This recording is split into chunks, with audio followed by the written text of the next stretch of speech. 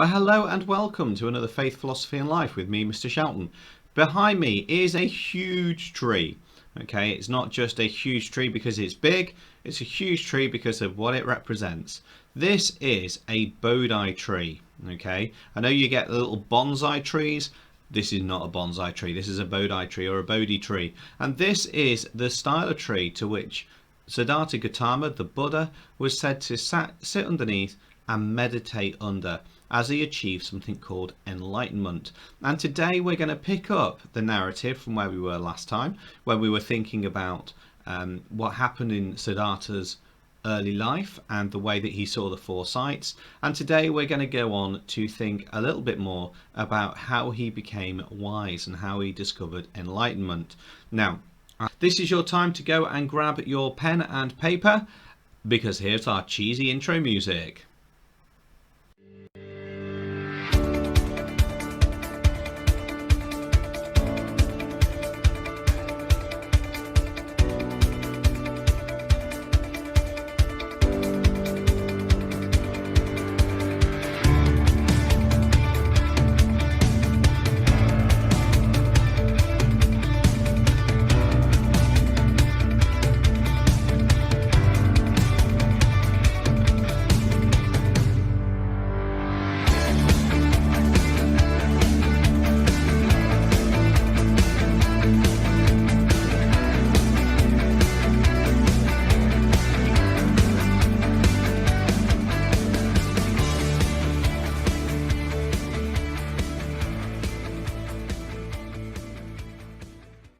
Okay, great. Well, welcome back. I wonder if you've ever thought about a problem with the world today. Now, I'm not talking COVID. I'm talking just a general problem. Now, some people would say, oh, global warming. Well, yes, global warming is a problem. Maybe less of a problem at the moment because of people aren't driving quite as much. But have you ever thought about if I hang washing out on the washing line and it rains, it gets wet? That's a kind of problem. So I'd like you to think about a problem in the world today, and maybe try and come up with a solution for it, and pen it down for me on your bit of paper. So a problem with the world today, and what could you do to try and resolve it? I always think about the I'm just going off on one for the moment, but I always think about the clip from Futurama where they come up with a solution to global warming, which is where they drop a block of ice in the ocean every couple of months, and then when the global warming gets hotter, they just drop bigger and bigger blocks of ice in the ocean, and they say that's how global warming should be resolved. Anyway, pause me now because you don't want to hear me waffle for a bit longer, and try and come up with a solution to your problem.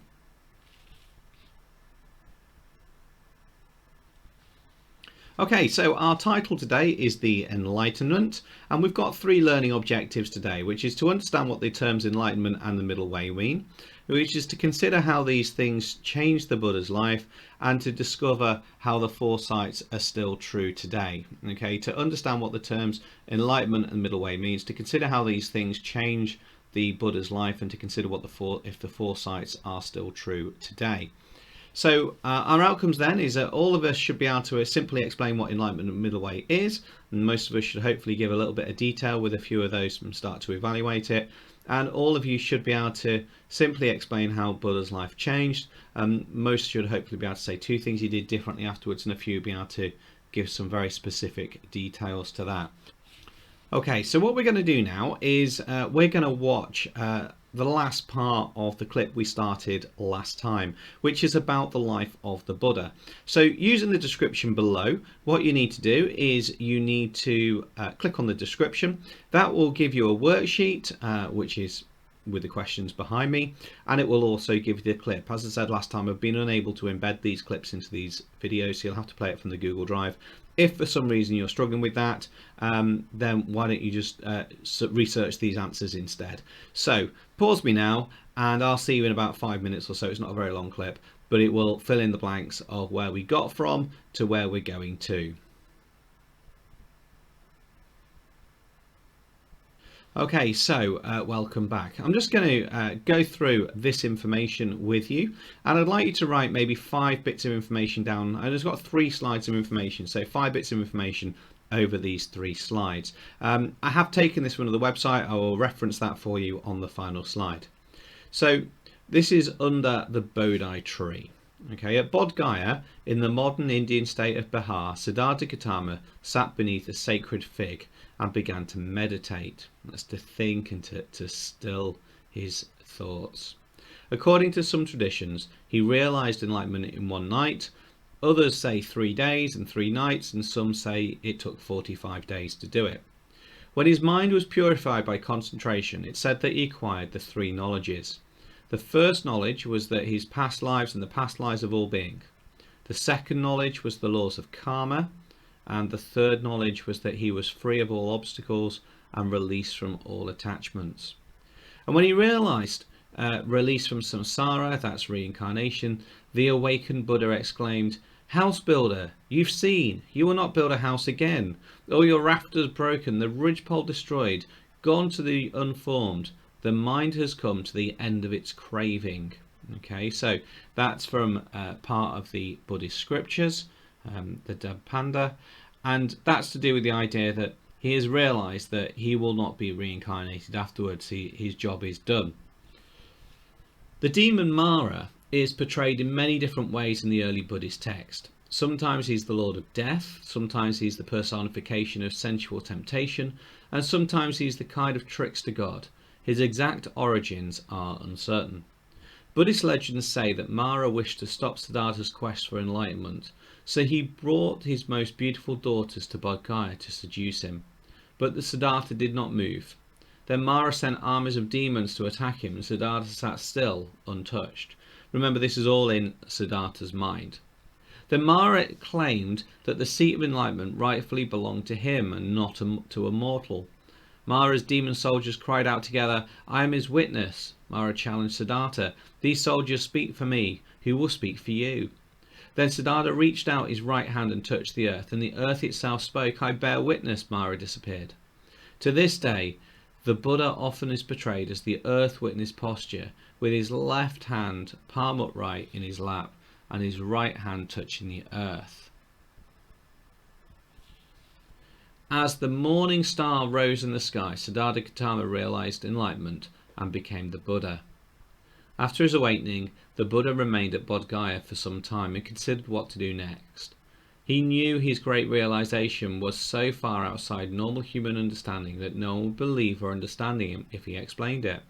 Indeed, one legend says that he tried to explain what he'd realized to a wondering medicant, but the holy man laughed at him and walked away.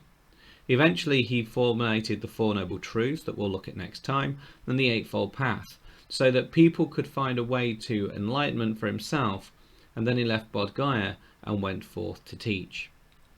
Okay, I think it's really important to state at this point that the final part of the Four Noble Truths is the middle way. If you think back to this, learning objectives, we said about the middle way in that.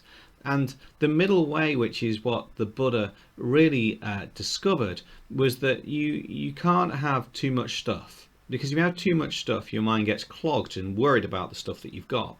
And you can't have too much little stuff. Okay, if you are poor or you don't have enough food, then all you're worried about is where your next meal comes from. And he says that the middle way is what you're aiming for.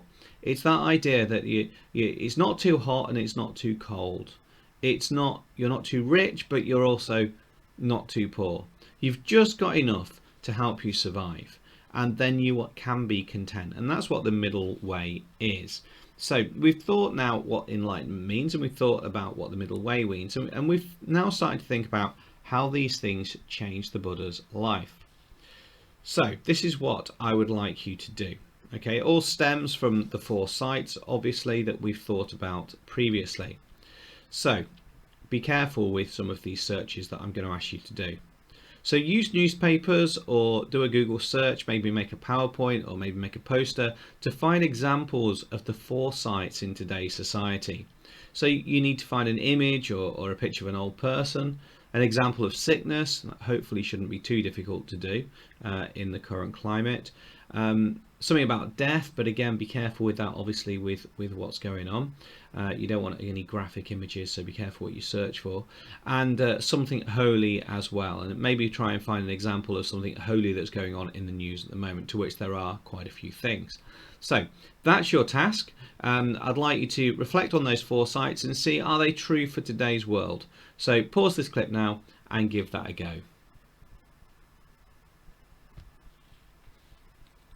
Okay, so just coming into land to conclude our lesson then today. What we've done is we've thought about the Buddha's life, we've thought about how the Enlightenment changed him, and we've gone on to think about the 4 sites again. Behind me then is the order, or the incorrect order should I say, of the card sort you did last week. I'd like you to look again at this and see if you can get those in the right order. So pause me now and see if you can get those written in the right order.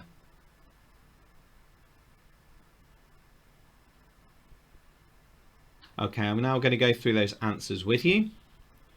This is the correct order. So, born, kept in the palace, got married, had a son. He thought there'd be more to life. He escaped from the palace, he saw the 4 sights, he gave up his throne, became a holy man, and he discovered the 4 noble truths and was enlightened.